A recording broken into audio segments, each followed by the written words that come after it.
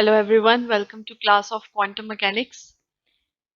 So last two lectures में हमने discuss किया potential step. In one case, the energy of particle was less than the step size V naught, and in another case, the energy of particle was more than the step size V naught. ठीक है? And दोनों में हमने classical perspective और quantum perspective दोनों से study किया that what is the possibility whether particle will move from region X less than zero to region X greater than zero और नॉट. ठीक है, वो हमने डिस्कस किया. So now we are going to discuss finite potential barrier. Almost similar है, ठीक है, लेकिन डिफरेंस क्या है?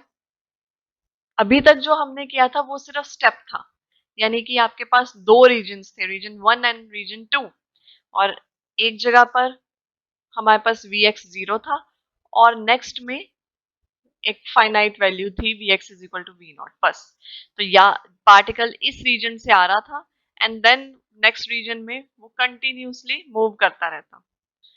अब क्या है, फाइनाइट पोटेंशियल बैरियर बनाया है जिसमें कि क्या है, ये जो स्टेप है अब स्टेप नहीं है, अब हमारे पास पूरा एक बैरियर है, यानी कि यहां से ये सिचुएशन तो बिल्कुल वैसी ही है कि एक स्टेप बन रहा है, लेकिन कुछ देर तक वो स्टेप जाता है एंड देन बैक वापस से it goes zero. Okay, so इस तरह से हमारे पास अब दो की बजाय 3 रीजन्स बन गए. Okay, reason 1 2 3. सो डिफरेंस क्या है, पहले केस में हमारे पास पोटेंशियल स्टेप था जैसे स्टेयर्स में होता है. ठीक है, तो स्टेयर्स में क्या होता है, इस तरह से स्टेप बढ़ता जाता है. उसमें हमारे पास बस रीजन 1 था एंड रीजन 2 था. ठीक है, दैट्स ऑल. बट अब क्या है, हमारे पास फाइनाइट पोटेंशियल बैरियर है जिसमें कि अब हमारे पास 3 रीजन आ गए, 1 2 एंड 3. और सेकेंड रीजन में हमारे पास एक पर्टिकुलर बैरियर की हाइट रहती है V नॉट. फर्स्ट और थर्ड में वापस से वो जीरो हो जाती है. ओके, सो हमें अब सब कुछ समझ आ गया है. This is our X less than zero region. इसकी जो बैरियर है इसकी विड्थ क्या है, B. Okay, so height is V naught, width is B. So obviously जो second region है that is x lying between 0 and B, and 0 less than equal to x less than equal to B. So ये equal to की भी importance है. अभी तक हमने equal to वाला कोई केस नहीं किया. Either we were saying less than 0 or we were saying greater than 0. और x equal to 0 पे बाउंड्री आ जाती थी जिसपे हम बाउंड्री कंडीशन सॉल्व करते थे. ठीक है, यहाँ पर हमने क्या किया है, we have used less than equal to sign. और ये थर्ड है आपका x ग्रेटर देन b. तो अगेन पोटेंशियल आपका जीरो है फर्स्ट में भी और थर्ड में भी, एंड सेकंड में एक फाइनाइट पोटेंशियल बैरियर है whose height is v not. तो अब हम कह रहे हैं कि जो टोटल एनर्जी है पार्टिकल की दैट इज E, मास है m, एंड अगेन हमने कह दिया कि let this energy be less than the height of potential barrier, यानी कि E अभी भी लेस देन v नॉट ही है. ओके, सो उस केस में Vx इज, और पहले हमने तीनों रीजन्स डिफाइन कर दिए. अब क्लासिकल मैकेनिक्स के अकॉर्डिंग क्या है, फिर से वही जो हमने E less than V naught वाला केस किया था कि अगर energy of particle is less than the barrier height then particle will not move in region 2. Okay, so definitely जो आपका पार्टिकल है it will not cross this barrier, it will not reach in the region 2. और अगर barrier cross नहीं कर पा रहा सो फिर चांसेस क्या होंगे कि it will come and move backwards, वो रिफ्लेक्ट हो जाएगा, वो बैरियर को क्रॉस नहीं कर पाएगा. ओके, ये क्लासिकल मैकेनिक्स की इंटरप्रिटेशन है. But now again we have to see that what is the situation according to quantum mechanics. So quantum mechanics में again हमें one dimensional Schrodinger equation लेनी है because the motion is one dimensional. ठीक है, और अब हमने इसको पहले से ही solved और improved form में लिख दिया Schrodinger equation को. ठीक है, जैसे हम मॉडिफाई करते हैं कि we want D square psi by D X square as it is, तो इसके साथ जो भी H cut square upon 2m था उसको हमने डिवाइड कर दिया H cut square upon 2m से. ओके, सो एक टर्म आपकी ये E जो है टोटल एनर्जी है, V आपका पोटेंशियल एनर्जी, और ये पहले जो था जब इसके साथ h cut square by 2m था तो ये काइनेटिक एनर्जी का कंपोनेंट था। ठीक है, तो इसको पहले ही हमने मॉडिफाइड फॉर्म में लिख दिया, वन डायमेंशनल लिखिए, and obviously it's time independent क्योंकि कहीं भी t नहीं है। सो अब हमने तीनों रीजन्स के लिए अगेन इक्वेशन लिखनी है। हमें तीन वेव फंक्शन चाहिए।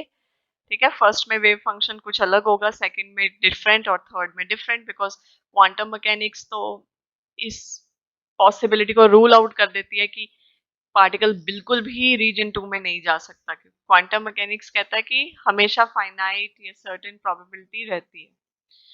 सो अब हमने क्या करना है, अगर रीजन 1 के लिए साई की जगह साई 1 लिखेंगे, ओके,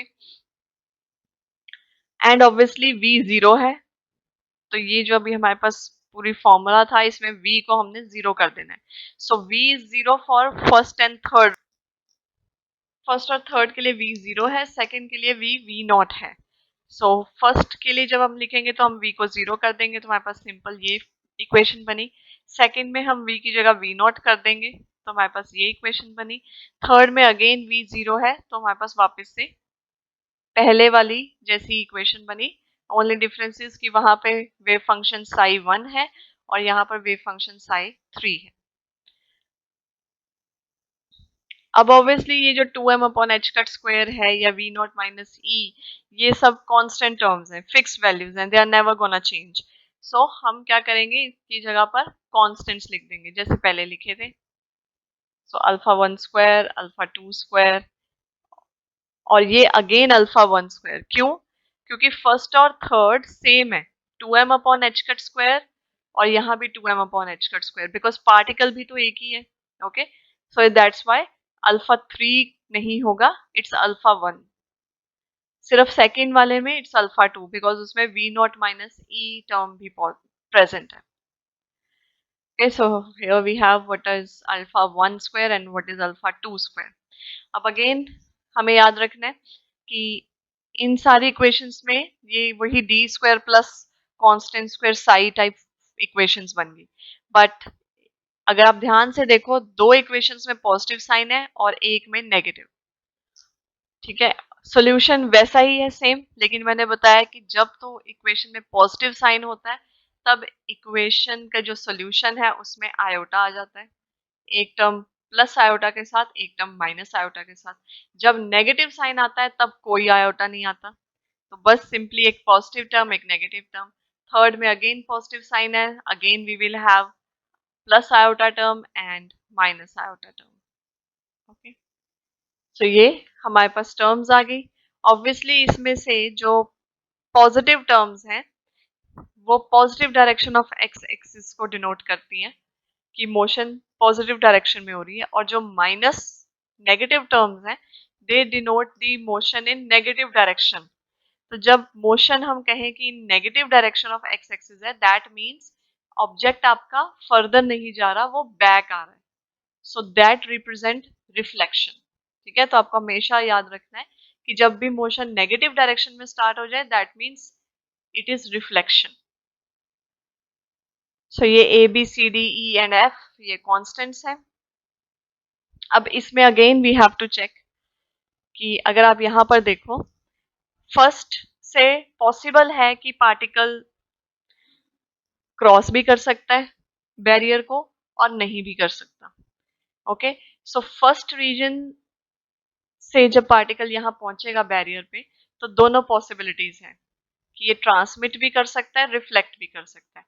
सिमिलरली जब वो सेकेंड रीजन से जा रहा है तब भी दो पॉसिबिलिटीज हैं कि वो वहां पर ट्रांसमिट भी कर सकता है और रिफ्लेक्ट भी कर सकता है। बट थर्ड रीजन में जब वो पहुंच गया उसके बाद कोई बैरियर नहीं है, तो उस केस में रिफ्लेक्शन तो पॉसिबल ही नहीं है, उसमें तो पार्टिकल आगे ही आगे मूव करता जाएगा। तो ये जो हमने अभी टर्म्स लिखी हैं, और मैंने जैसे कहा कि जो नेगेटिव एक्स है वो रिफ्लेक्शन को रिप्रेजेंट करता है, तो आपका एफ 0 हो जाना चाहिए। वाई? बिकॉज थर्ड रीजन में कोई बैरियर नहीं है, so there will not be any reflection. Okay, so हम ये कहेंगे कि यहाँ पर क्या है पॉसिबिलिटी, कि आपका पार्टिकल यहाँ पर ऐसे हिट भी कर सकता है, वापस भी जा सकता है। सिमिलरली जब पार्टिकल आपका सेकेंड रीजन में पहुंच गया तो वो इस बैरियर से हिट भी कर सकता है, वापस भी जा सकता है। बट जब थर्ड में पहुंच गया तो फिर उसने आगे ही आगे जाना है, there is no coming back, कोई रिफ्लेक्शन नहीं।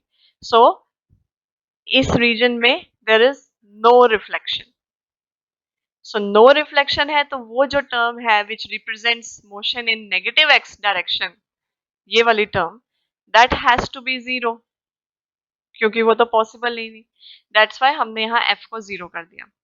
फर्स्ट और सेकंड में दोनों पॉसिबल हैं, वो फॉरवर्ड भी जा सकता है और रिफ्लेक्ट भी हो सकता है, तो हमने दोनों टर्म्स रखी हुई हैं। लेकिन थर्ड में सिर्फ पॉजिटिव वाली टर्म। अब बाउंड्री है, अब दो दो बाउंड्रीज है, पहले हमारे पास एक बाउंड्री होती थी, अब दो दो बाउंड्रीज है, तो दोनों बाउंड्रीज पे जो वेव फंक्शन है उन्हें बाउंड्री कंडीशन को सेटिस्फाई करना पड़ेगा। So now here we have that wave function, they must be continuous at x equal to 0 and x equal to b. ये दो बाउंड्रीज हैं तो इन पे आपका वेव फंक्शन कंटिन्यूस होना चाहिए। तो x इक्वल टू 0 पे कौन कौन है, first and second wave function, और x इक्वल टू b पे कौन प्रेजेंट है, second and third. Here you can C first और सेकंड है x इक्वल टू 0 कॉमन है उनके बीच, और सेकंड और थर्ड के बीच कॉमन है x इक्वल टू b। सो पहले x इक्वल टू 0 पे साई 1 एंड साई 2 सेम होने चाहिए। तो अगर आप साई 1 और साई 2 में x को 0 पुट कर दो तो हमारे पास आ जाता है a plus B is equal to C plus D. Similarly x equal to b पे psi 2 function and psi 3 same होना चाहिए।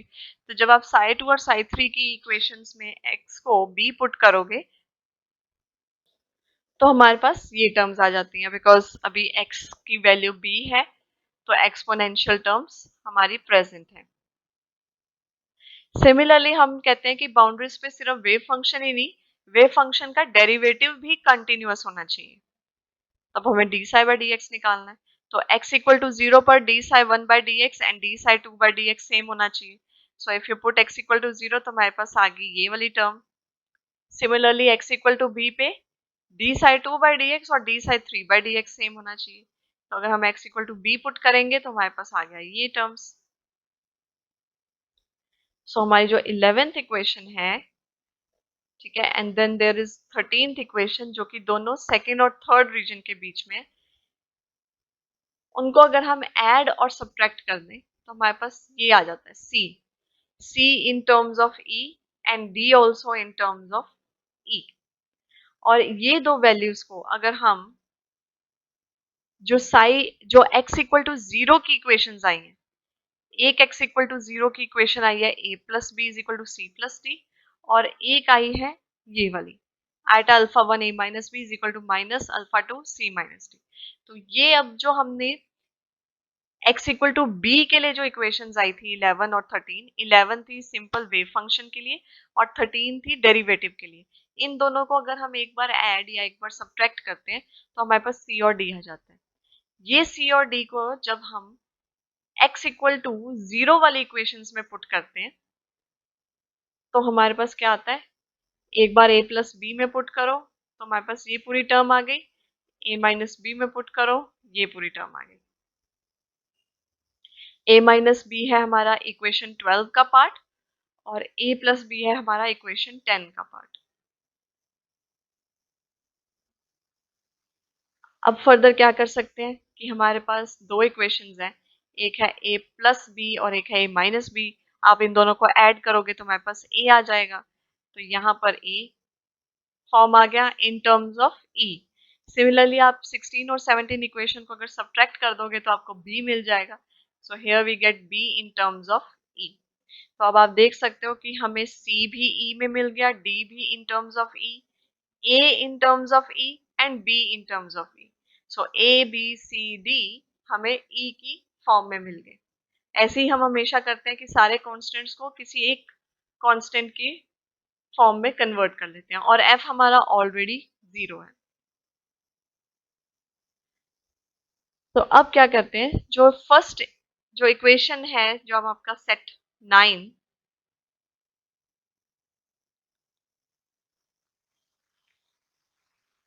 ये ठीक है, ये आपका सेट 9 है पूरा का पूरा, साई 1, साई 2 एंड साई 3, ये आपका सेट 9 है। सो नाउ इट सेज कि जो फर्स्ट टर्म है इक्वेशन की psi 1 that represents incident wave and second term represents reflected wave।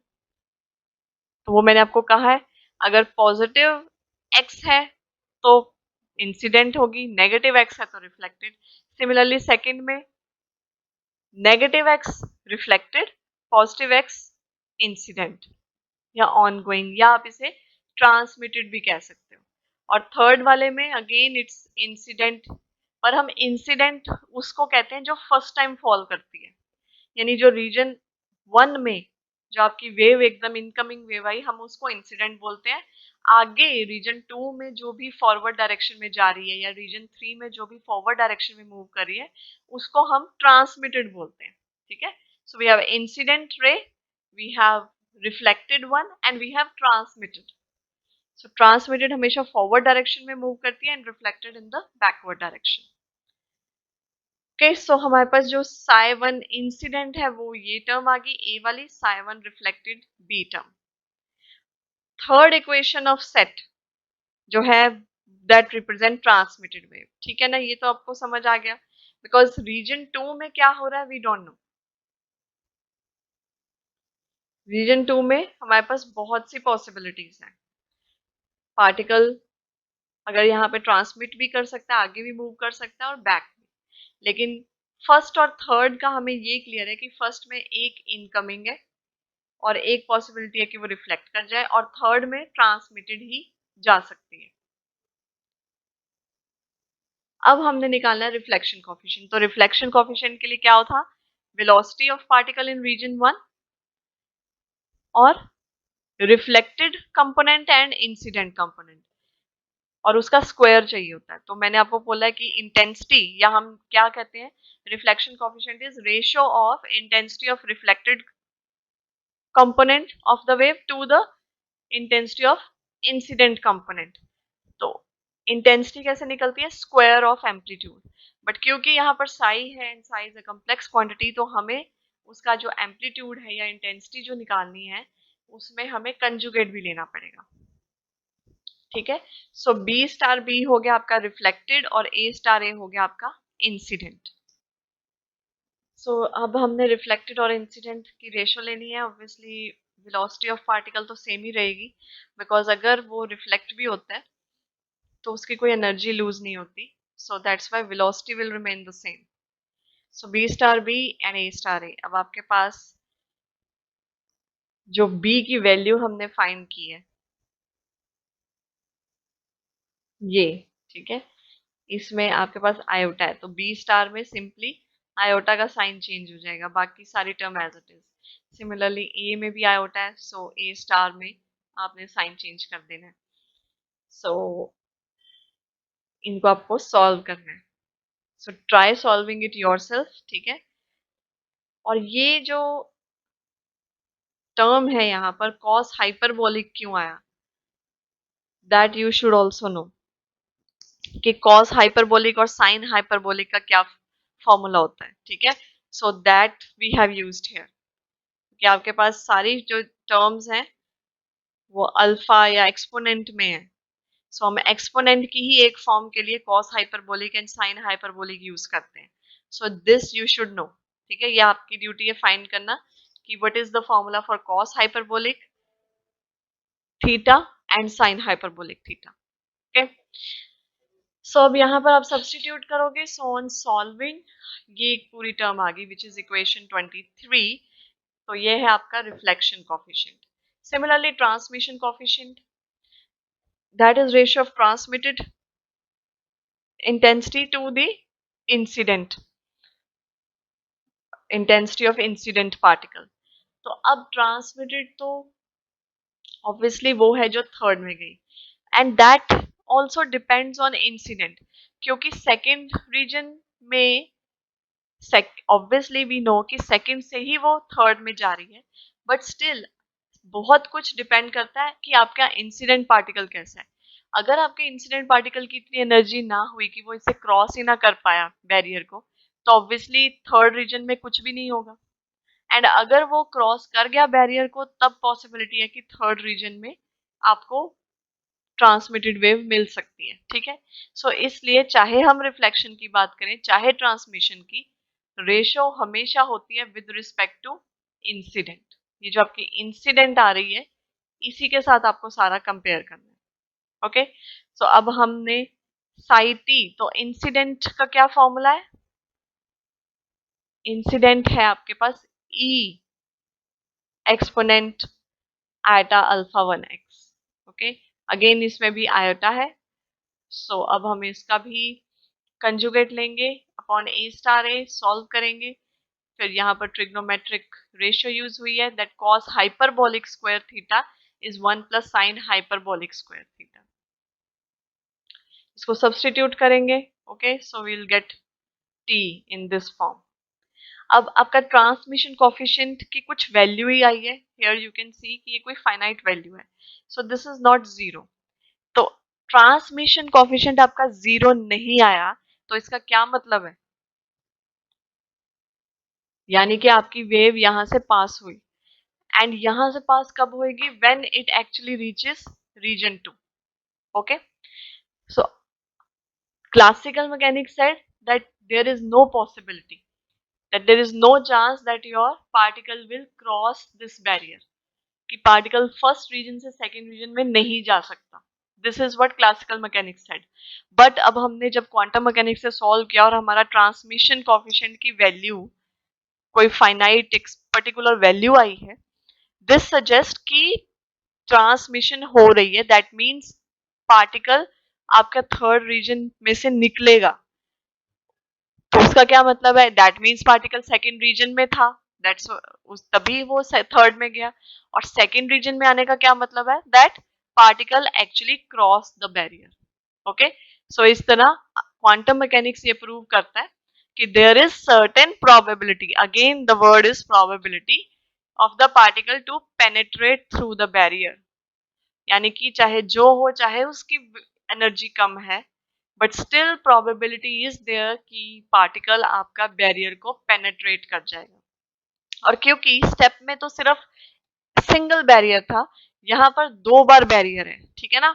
Particle को दोनों बैरियर्स, ये वाला बैरियर x इक्वल टू 0 वाला and x equal to b वाला, ये दोनों बैरियर क्रॉस करने हैं, तभी वो थर्ड में पहुंचेगा। All right, so that's why हम कहते हैं पेनेट्रेट थ्रू द बैरियर, कि वो इस पूरे के पूरे सेकेंड रीजन में से क्रॉस कर जाएगा। तो वो क्या करेगा? बेसिकली एक यहां पर ऐसे टनल बनाएगा, ओके, एंड इस टनल से वो क्रॉस हो जाएगा, यहां पर एक टनल बना के, और यहां से निकल जाएगा।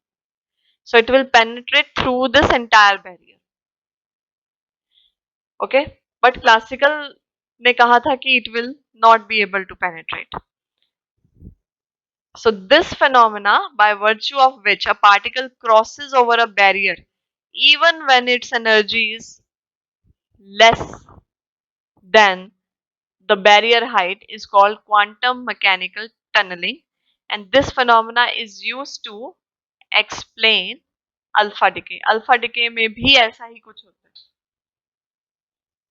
ओके, तो आप ये देखो, ये आपका फर्स्ट रीजन है, ये आपका second, and this is third. ये आपकी जो वेव है वो हमने वेव फॉर्म में दिखाई है, एंड फिर ये देखो कि इसने ओके वो एंटर किया और सम हाउ उसने एक टनल बना ली, और टनल करता हुआ वो क्रॉस कर गया रीजन। लेकिन ऑब्वियसली आप देख सकते हो कि इसका एम्पलीट्यूड बहुत कम हो गया, क्योंकि जब भी बैरियर फेस करता है कोई भी पार्टिकल, तो उसको ऑपोजिशन जरूर मिलती है। This is also the fact. तो जो भी उसकी इनिशियल एनर्जी थी, रीजन 2 में आके भी थोड़ी कम हुई, और रीजन 3 में आके और कम हो जाएगी। सो एनर्जी उसकी बहुत कम होती जाएगी, but still possibility is there. Okay, so this is your finite potential barrier, which is called tunnel effect, क्योंकि पार्टिकल टनल कर गया। जैसे ट्रेन टनल के थ्रू जाती हैं, ठीक है, वो क्या होता है, माउंटेन्स में ज्यादातर टनल्स बनाई जाती हैं, बिकॉज नॉर्मली ट्रेन माउंटेन को क्रॉस नहीं कर सकती, बट उसमें एक टनल्स टनल बनाई जाती है so that anything can pass through those mountain.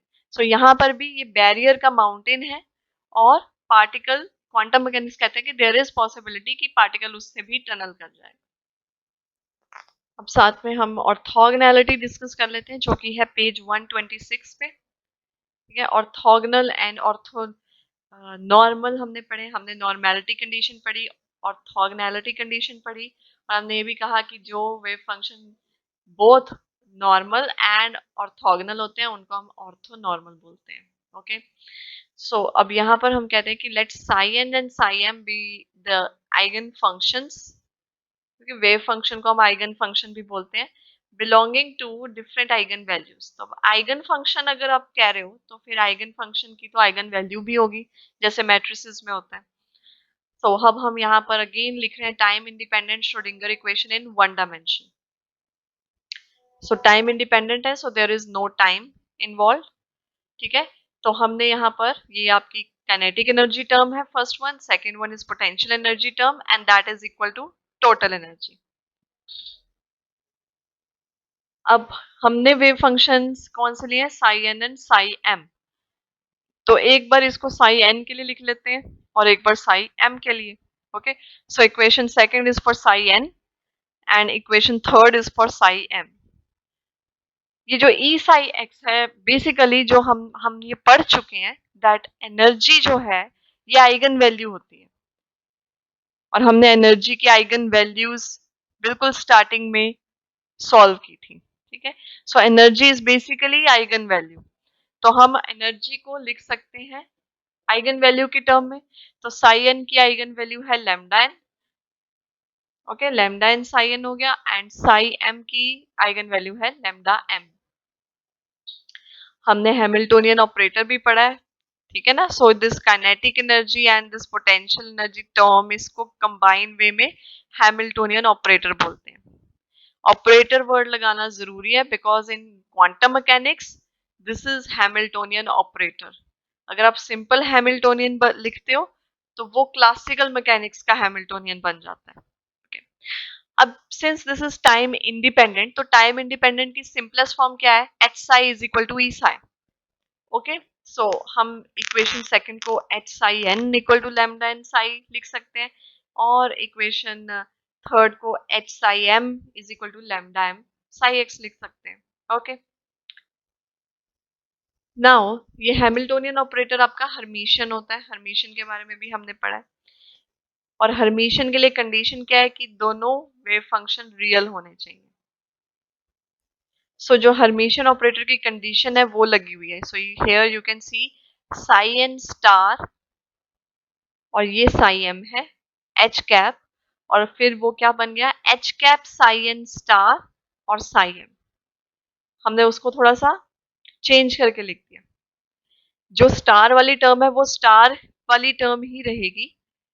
Okay, but एक बार H cap as it is है और एक बार आपने एच कैप का कंजुगेट लिख दिया। तो ये अब एच कैप साई एम की बात हो रही है यहां पर जो एच कैप है वो साई एम से रिलेटेड है, और यहां पर एच कैप साई एन से रिलेटेड है। ओके, सो अगर एच साई एम है तो उसकी जगह क्या आ जाएगा, लैम्डा एम, और एच साई एन है तो उसकी जगह क्या आ जाएगा, लैम्डा एन, बट बिकॉज यहाँ पे कंजुगेट है तो star. Okay, H cap psi N star होगा आपका lambda n star psi N star, क्योंकि हमने लिखा है कि H psi n is lambda N psi n. Okay, so clear, एक बार आपका एच कैप साई एम के साथ है, एक बार आपका एच कैप साई एन के साथ है, बट स्टार सेम का ही रहता है। So if star here is with n psi n, तो यहां पर भी साई एन का ही स्टार होगा, यानी कि कंजुगेट। ओके, और अब क्या कर सकते हैं, यहां पर हम lambda m is a constant thing, we can bring it outside the integral। lambda n star भी एक constant quantity ही है। so further हमने ये लिखा है कि lambda n star is equal to lambda n. क्यों? क्योंकि ये दोनों रियल हैं। तो रियल वैल्यूज का अगर आप कंजुगेट भी लेते हो इट इज सेम। कंजुगेट किसका डिफरेंट होता है? इमेजिनरी टर्म्स का, but eigen values are real. Okay, so lambda n star को हमने लैम्डा एन लिख दिया। अब बिकॉज इंटेग्रल में दोनों जगह psi N star psi M है, तो हम इन्हें कॉमन ले लेंगे, lambda m minus lambda n हो गया। ओके, और lambda m lambda n same नहीं है बिकॉज ये डिफरेंट आइगन फंक्शन की डिफरेंट आइगन वैल्यूज है। तो अब जब ऐसी सिचुएशन आती है when the product of two things is equal to zero, so we say either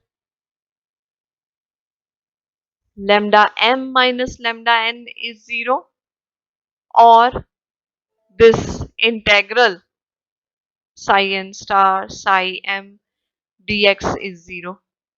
But अब हमें पता चल गया कि so here we can say but lambda m minus lambda n is not equal to 0. क्यों? Because they are not equal. So this implies psi n star psi m dx is 0. और जब हमने कहा था कि जब डिफरेंट वेव फंक्शंस हो और आपका ये जो इंटेग्रल है वो 0 आ जाए, तो उसका मतलब वो दोनों क्या है? Orthogonal. So both the wave functions are orthogonal because एक का कंजुगेट एंड दूसरा वेव फंक्शन इनका इंटेग्रल 0 आया। अच्छा, अगर lambda m इज इक्वल टू lambda n हो जाता then what would have happened? तो उस केस में तो फिर साई एन और साई एम भी सेम हो जाते, बिकॉज अगर आइगन वैल्यू ही सेम है तो देन आइगन फंक्शन भी सेम। ओके, तो उस सिचुएशन में we can't say whether they are orthogonal और नॉट। तो अब अगर psi N star psi M 1 आ जाए, उसका क्या मतलब है? That eigen functions are normalized. Okay, so ये है आपका ऑर्थोगोनल कंडीशन और ये है आपकी नॉर्मलाइजेशन कंडीशन। तो एक लिखी हमने ऑर्थोगोनल, एक लिखी नॉर्मलाइजेशन, तो अब हम दोनों को कंबाइन कर सकते हैं। तो हमने क्या कर दिया? Psi N star psi m d x is equal to delta m n लिख दिया। एक में आंसर आ रहा है 0, एक में है 1, उन दोनों को हमने रिप्रेजेंट कर दिया डेल्टा एन एम से and we call it Kronecker delta. What does it say? अगर आपका lambda n lambda m same नहीं है then this would be 0 and if they are same then this would be 1. Okay, so in this case क्या है कि अब इस तरह जो हमने रिप्रेजेंट किया है, ये जो इक्वेशन 4 है, ये कंबाइंड सिचुएशन को शो कर रही है। इसी में ही ऑर्थोगोनैलिटी की कंडीशन भी है, इसी में ही नॉर्मलाइजेशन की कंडीशन भी है। So now both are there, both normalized and orthogonal, so that's why we'll call them orthonormal. So this equation 4 gives us the condition of orthonormality. So this is very important. It's easy, very much easy, but very much important. Okay, so this is the orthogonality and finally the condition of orthonormality. So that's all for today. Thank you.